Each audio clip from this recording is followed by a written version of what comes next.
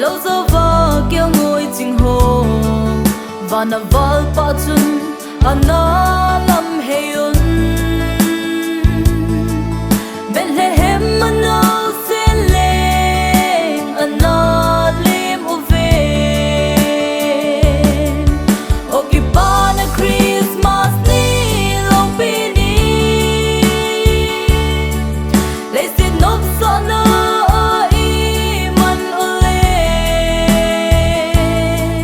Gaosap chan nale good mun so na ding ho hing po penni Christmas lunggil mang mite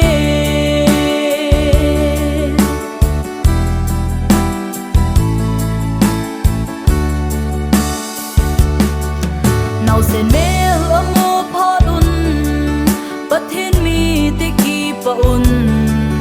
Herod vang lunggil Leng si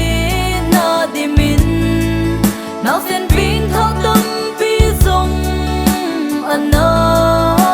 thade o Kipah na Christmas ni loupi ni Leiset nop sana i man ule Gaosap chan nale good mun so na ding ho hing po penni Christmas lunggil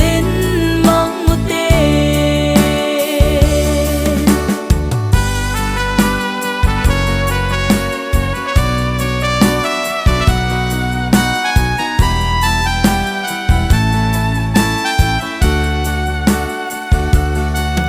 Sapa kha dei ki pilve thomok thim Pathen Mi pa mo thêm salva ding Emmanuel chu a hi ne chin tu ti dia ha chang pa kipa na o Kipah na Christmas ni loupi ni Leiset nop sana